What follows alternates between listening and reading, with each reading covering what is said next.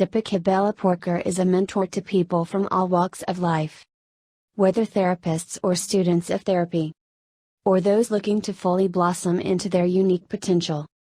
She provides a dynamic and vibrant space for others to unfold into their best possible selves through a deep inquiry into themselves. She brings to this mentor role her own varied experience as a writer, counselor, teacher, and practitioner, imparting all that she personally has gathered as wisdom on her own journey towards self-awareness. If you are keen to grow with her, to gain greater understanding of a therapist's unique role in transforming humanity, do connect with her at www.beingstillness.co.in. Thank you as always to Help Library for supporting a healing journey together.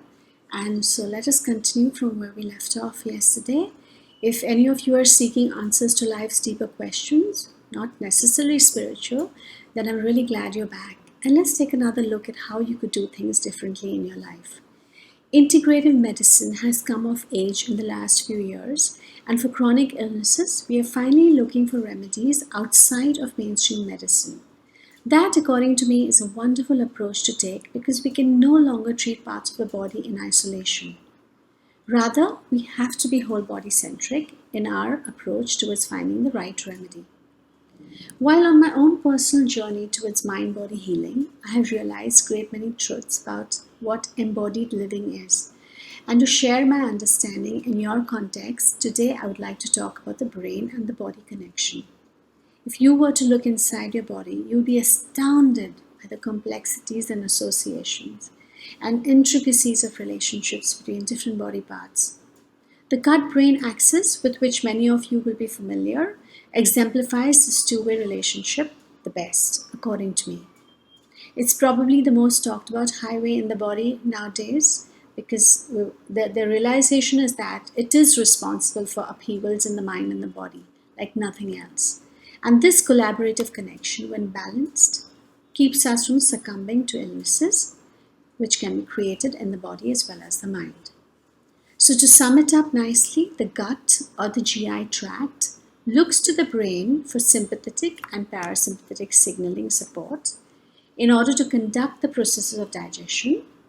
And the benefit of being directed by the brain is also lowered inflammation in the digestive system. So you see how essential it is for the gut-brain axis to be functioning to its optimum level.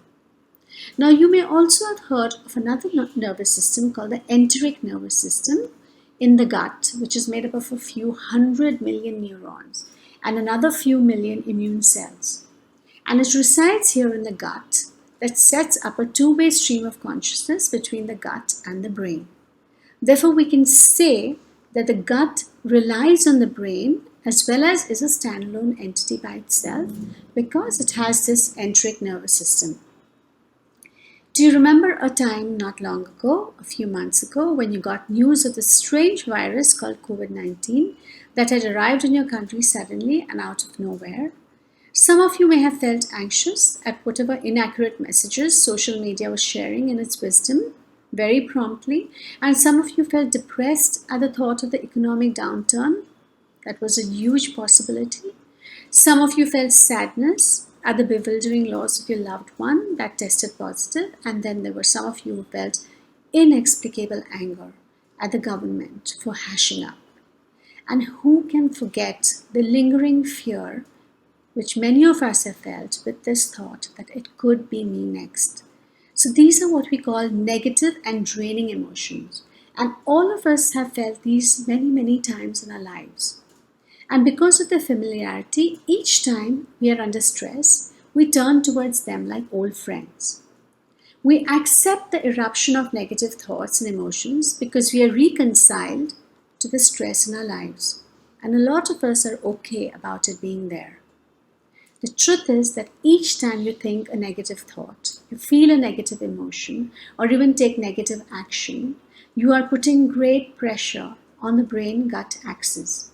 Stress creates negative emotions, and you express your negative feelings, and over time, your gut-brain axis begins to malfunction, and you become responsible for slowing it down or accelerating it and replacing the usual flow of your GI tract leading to so many dysfunctions related to bloating, indigestion, cramping, pain on the one hand, and serious chronic illnesses like Crohn's and ulcerative colitis on the other.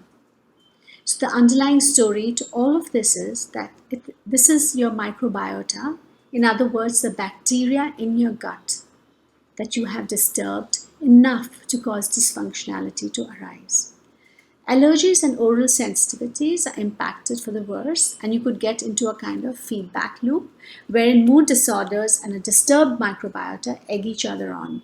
For example, people who suffer constipation or diarrhea, they come to live with it as a necessary evil, a byproduct of living, and do the unthinkable, they take medication.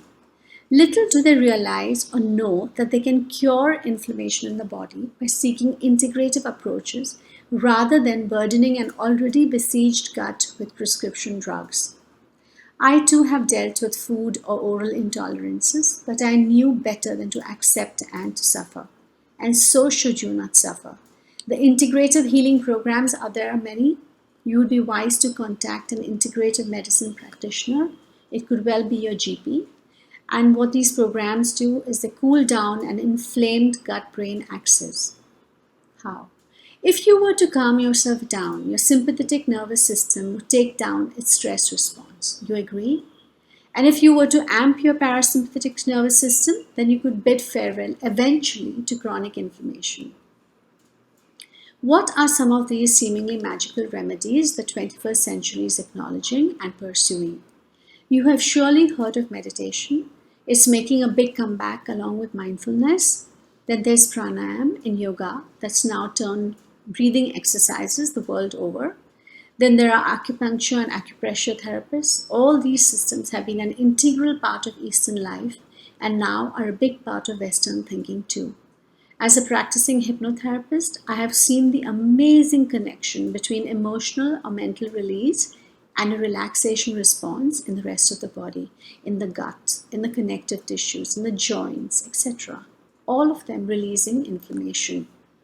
And with my craniosacral clients, I have been lucky to have seen deep restoration that resets their entire being into wholeness and well-being at all levels of healing. So please remember not to make stress a medical condition in your life such that it leads to comorbidity.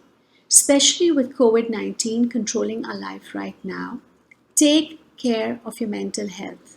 I repeat, take care of your mental health and take care of your gut. The health of your brain depends on the health of your gut, which means it depends on what you eat. A paradigm shift is emerging with respect to eating habits, and if you want to stay away from autoimmune conditions in the body and the brain, it's time you watched what went into your belly. Thank you.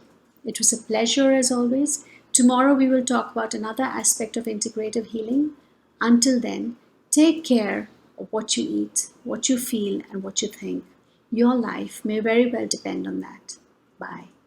Help Talks are daily health-related talks held at Health Education Library for People, Mumbai, India. For more information visit www.healthlibrary.com. Subscribe to Help Talks channel. Be better informed about your health.